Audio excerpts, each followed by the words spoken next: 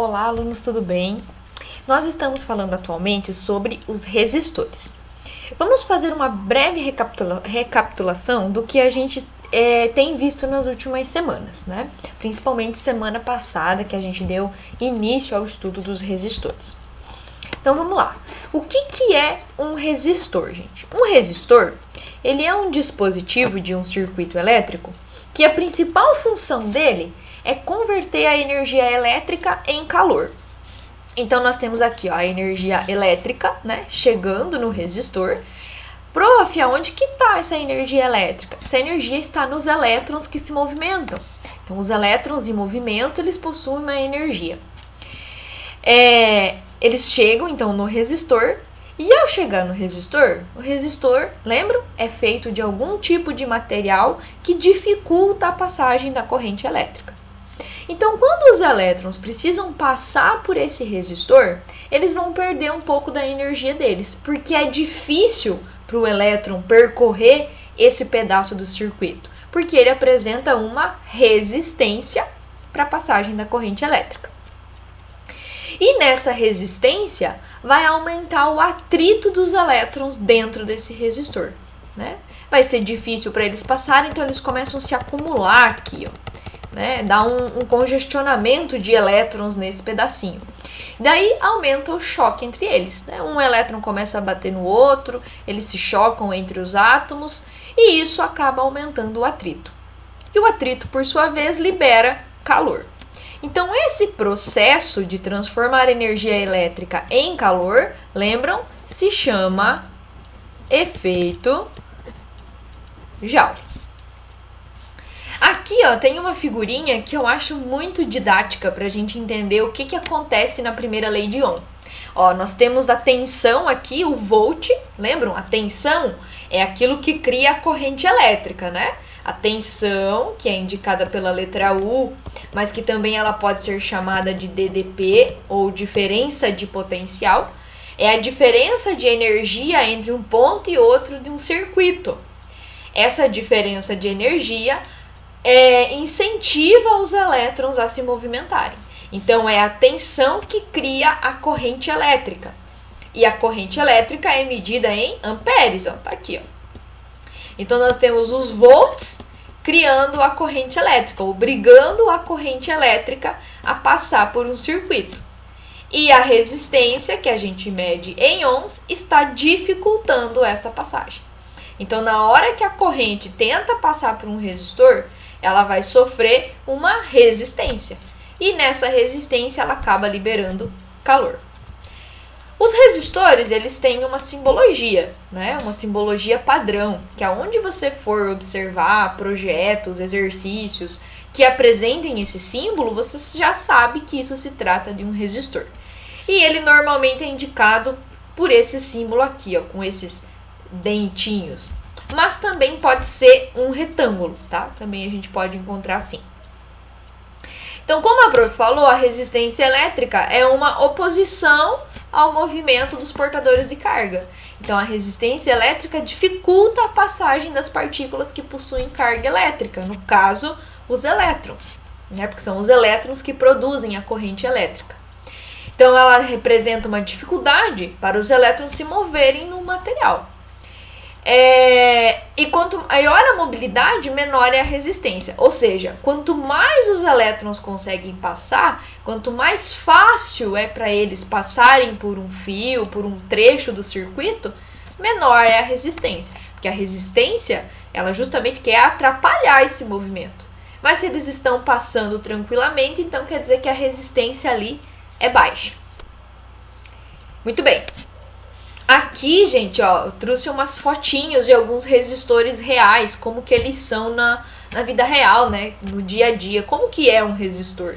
Então, isso aqui é a forma mais comum da gente encontrar resistores, ó, certo? Eles são assim, uns bem pequenininhos que a gente normalmente encontra em circuitos elétricos, outros um pouco maiores que a gente coloca em outras situações, né? Esse aqui também é esse que é quadradinho aqui, ó, com plastiquinho.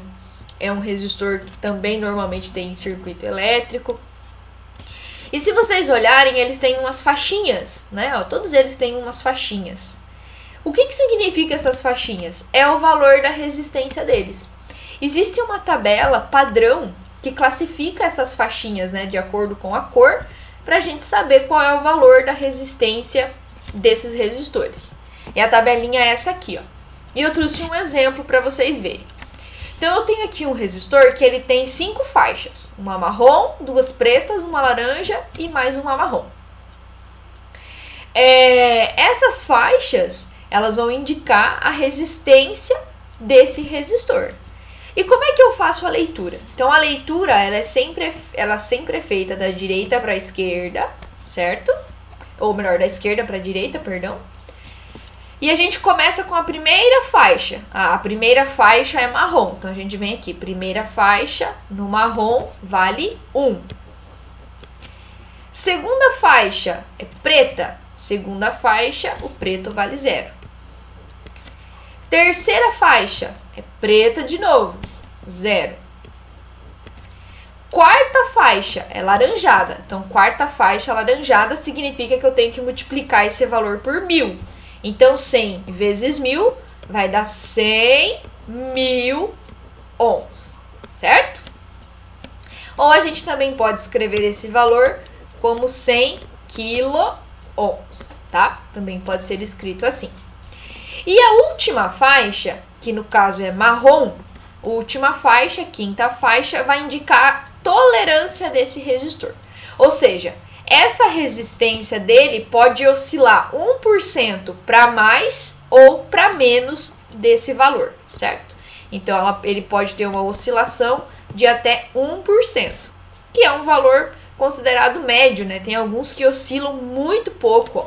Por exemplo, um resistor com faixa cinza, a oscilação dele é de 0,05%. Então, é uma resistência que praticamente não muda, certo? É praticamente um resistor ôhmico. A resistência dele quase não muda. Então, é assim que a gente faz a leitura. Ah, prof, mas e se não tiver as 5 faixas? Você faz a leitura até onde tiver faixa, certo? Tranquilo, gente? Então, é para isso que serve esses risquinhos e a tabela. Isso aqui é padrão, tá, gente? Isso aqui vale para todos os resistores. Isso aqui é uma norma e todos os resistores seguem essa mesma tabelinha aqui, ok? A gente viu na aula passada, então, o estabelecimento da primeira lei de Ohm, que fala sobre a relação entre tensão e corrente elétrica quando essa corrente está passando por um resistor. E Ohm disse que um resistor ele pode ser ôhmico quando a resistência dele permanece constante. Então, por exemplo, eu tenho aqui um resistor. Primeiro, eu estabeleço sobre ele uma tensão de 100 volts. Esse 100 volts vai gerar uma corrente elétrica, certo? Vai gerar uma corrente elétrica. Depois, eu estabeleço uma tensão um pouco maior, 200 volts. E isso vai gerar uma outra corrente elétrica. Mas, quando a gente aplicar isso na equação da primeira lei de Ohm, que ele nos diz que a tensão é a resistência vezes a corrente elétrica, toda vez que eu aplicar 100 volts vezes a corrente que ele gera, eu vou ter um valor de resistência. 200 volts dividido pela corrente que ele gera, eu vou ter o mesmo valor de resistência. Então, a resistência, ela se mantém constante para diferentes tensões que eu colocar nesse resistor. Ah, agora coloquei uma resistência, uma tensão de 300 volts. Ela vai gerar uma outra corrente que vai acompanhar essa tensão. Por que a corrente tem que acompanhar? Porque a resistência tem que permanecer constante, certo? É isso que diz a primeira lei de Ohm. E quando isso acontece, a gente diz que o resistor é ôhmico, ok? Prof, quando não acontece? Quando eu for fazendo os cálculos e a resistência for dando valores totalmente diferentes um do outro. Então, ele é um resistor não ôhmico. A gente tem uma curva característica para resistores ôhmicos e resistores não ôhmicos. Esse primeiro gráfico é de um resistor ôhmico. Ó, se eu pegar pares de tensão e de corrente, ó, tensão e corrente, tensão e corrente, eu vou ver que dá sempre o mesmo valor. E forma esse gráfico aqui que a gente está observando, uma reta ascendente. Então, esse gráfico é para um resistor ôhmico. Agora, se o resistor é não ôhmico, significa que a resistência não acompanha a tensão. A resistência fica oscilando. E a gente normalmente vai ter um gráfico tipo esse aqui, ó, que é uma curva. Então, esse aqui é um resistor não ôhmico. Certo? Então, isso foi o que a gente viu na nossa aula passada. Se você tem alguma dúvida, volte, assista a outra aula, pois ela está muito mais detalhada. Aqui a prof só fez uma retomada para a gente se situar no que nós estamos vendo. Hoje, nós vamos falar sobre a segunda lei de Ohm. Então, Ohm elaborou duas leis. A primeira fala sobre o comportamento dos resistores quando eles são submetidos a uma tensão. E a segunda lei, ela vai falar sobre o formato desses resistores. Como que um resistor se comporta quando ele é feito de algum material. Eu pego um pedaço de um fio e eu quero saber que resistência esse fio vai apresentar quando por ele passar uma corrente elétrica. Então, a segunda lei de Ohm, ela vai falar sobre a estrutura de um resistor quando ele é feito de algum tipo de material condutor, certo? Então, nós temos aqui, ó, que para condutores em forma de fio, né, então pego um pedacinho de fio, e eu quero saber qual é a resistência que esse fio apresenta. Por exemplo, aqui, ó, pego um pedacinho de fio e eu quero saber qual é a resistência desse fio, certo?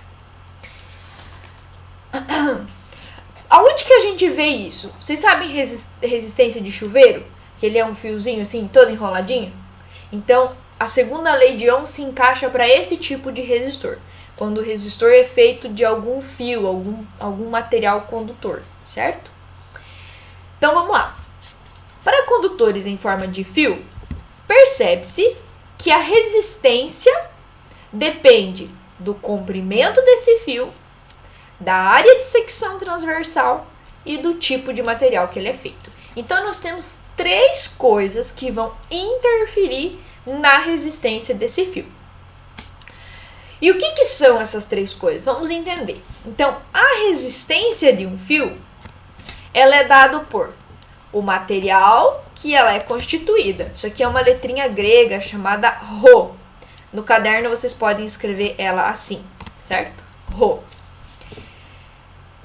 Esse símbolo vai nos trazer um valor de resistividade. É a resistividade daquele material.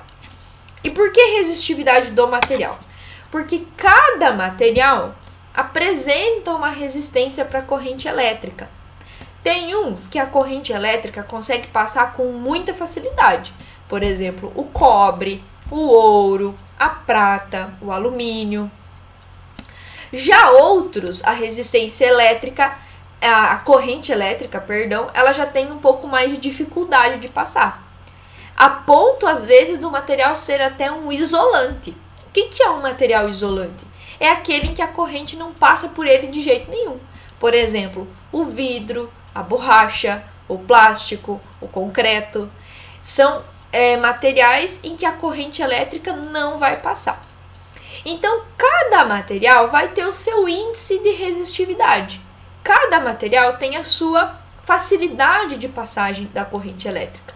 Cada material apresenta a sua facilidade. Então, esse valor vai se encaixar aqui nessa letrinha grega chamada Rho. O L é o comprimento desse fio. Então, o comprimento, ele interfere na resistência do material, certo? Depois a gente vai explicar melhor por que interfere.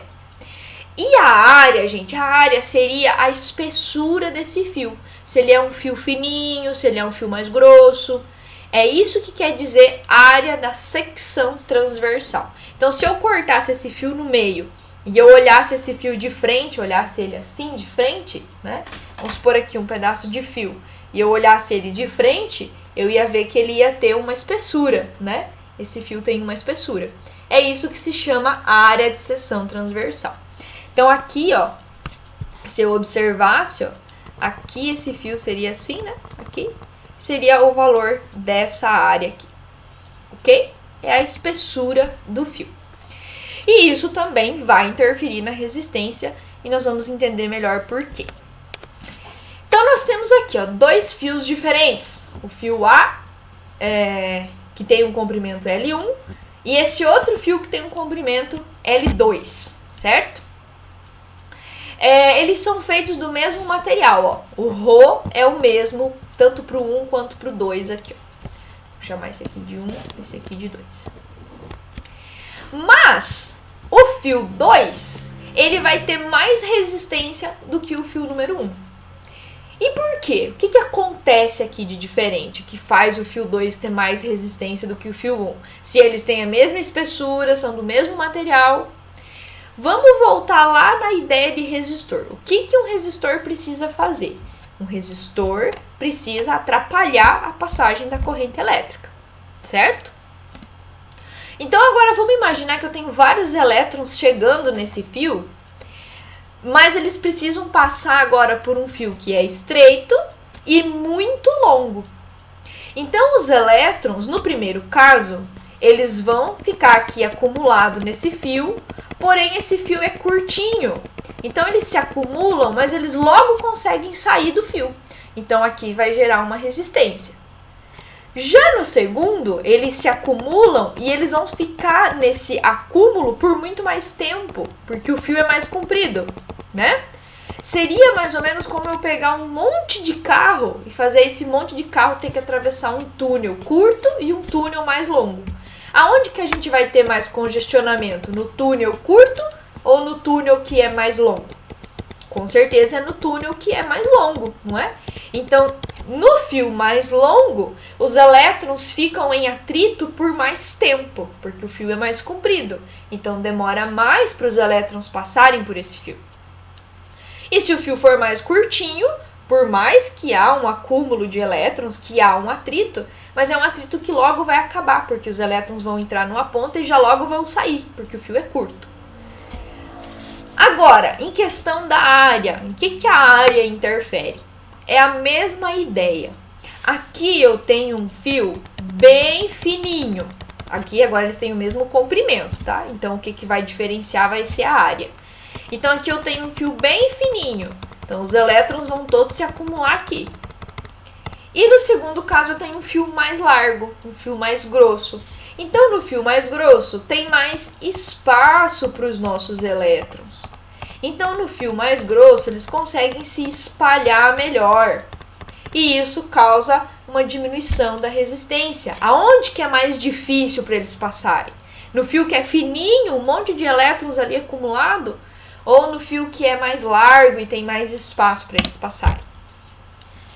Então, no fio que é mais largo, a nossa resistência vai ser menor. Ó. Então, a resistência é maior nesse fio do que nesse, certo? E isso, gente, é muito fácil da gente visualizar. O primeiro caso, onde a resistência é maior no fio mais longo, a gente vê na resistência de chuveiro. A resistência de chuveiro, ela é toda enroladinha, porque é um fio muito longo que a gente precisa. E não tem como colocar ele, né, comprido. A gente enrola para economizar espaço. Mas, se a gente esticar aquele fio, a gente vai ver que ele é bem longo. E por que ele tem que ser bem longo? Para ter uma boa resistência, para ter uma resistência alta. Já aqui no segundo caso, a gente consegue ver isso em aparelhos elétricos que requerem muita energia. Por exemplo, um forno elétrico, uma geladeira, um micro-ondas. Se vocês observarem o fio desses eletrodomésticos, ele vai ter um fio bem mais grosso. Por quê? Porque quando esse equipamento é ligado na tomada, ele vai puxar bastante corrente elétrica, né? Ele requer bastante corrente elétrica. Então, quando vier aquela montoeira de elétrons pelo fio, esse fio precisa ser mais grosso, para que ele não tenha uma resistência muito alta, para que ele não libere muito calor e não derreta o fio, né? Só que tudo, gente, é uma questão de proporcionalidade. Porque se eu tenho uma resistência muito alta também, os meus elétrons têm muita dificuldade em passar. Então, se eles têm muita dificuldade em passar, chega um momento que eles praticamente não passam mais. Então, tudo é uma questão de proporcionalidade. O fio não pode ser muito resistivo ao ponto de impedir a passagem da corrente elétrica. E também não pode ser pouco resistivo, porque senão os elétrons vão passar de boa e não vai gerar calor, certo? Então, tem tudo uma questão de proporcionalidade quando a gente fala de resistência elétrica. Muito bem, vamos fazer alguns exemplos para a gente entender como que vai funcionar a nossa continha lá. Então, vamos lá. Um cabo é feito de liga de cobre e possui uma área de secção transversal correspondente a 10 milímetros quadrados. Então, vamos anotar aqui, ó. A nossa área é de 10 milímetros quadrados. Sabendo que a resistividade da liga de cobre é 2,1 vezes 10 na menos 6, ou 1 milímetro quadrado por metro, então nós temos uma resistividade de 2,1 vezes 10 na menos 2, é 1 milímetro quadrado por metro quadrado. 1 milímetro quadrado por metro. Determine a resistência, então eu quero saber a resistência para um fio feito desse material que ele tenha um comprimento de 5 metros. Muito bem, vamos ver aqui as nossas unidades, ó. Milímetro quadrado, tá aqui, com milímetro quadrado, beleza. Metro com metro, beleza. Vai sobrar o ohm, que é justamente a unidade de medida para resistência elétrica. Então, vamos lá. A resistência é a resistividade vezes o comprimento dividido pela área. Vamos colocar o que a gente conhece. Então, a resistividade é 2,1 vezes 10 na menos 2. O comprimento é 5. E a área é 10. Muito bem. Aqui nós podemos multiplicar os inteiros, ó. 2,1 vezes 5. Já para eu fazer aqui. 2,1 vezes 5. Isso dá 10,5. Repetimos a notação e tudo isso dividido por 10. 10,5 dividido por 10 dá 1,05. E a notação aqui é como se fosse um 10 elevado a 0, né, gente? Todo número elevado a 0 seria 1. Então, menos 2 menos 0 me sobra menos 2. Então, tá aqui. A nossa resistência é de 1,05 vezes 10 na menos 2. Tá aqui. Opa, o prof colocou duas. Ah, tá aqui. 1,05 vezes 10 na menos 2. Tá aqui. Letra C. Beleza, gente? Aqui a prof repetiu duas alternativas. Mas vamos cuidar o expoente, né? Na menos 2.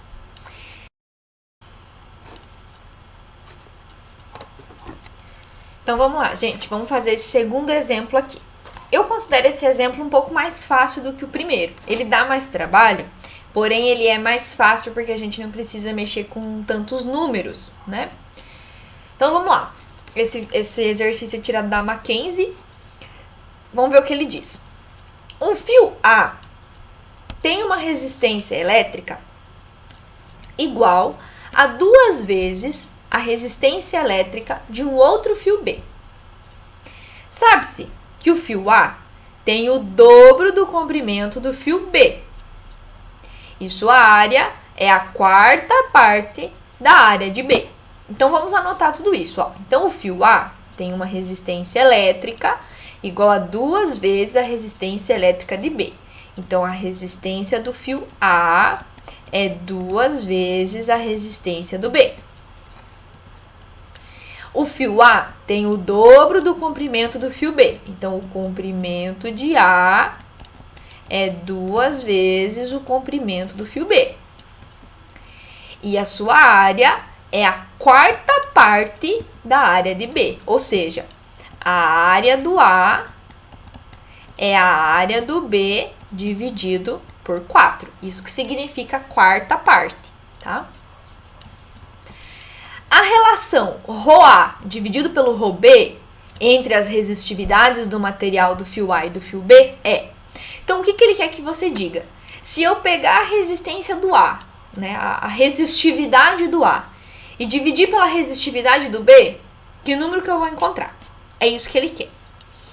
Então, vamos lá. A gente já aprendeu que para calcular a resistência de algum material, a gente calcula assim. Vamos começar pelo fio A. A resistência de um fio A é a sua resistividade vezes o seu comprimento dividido pela sua área. Beleza?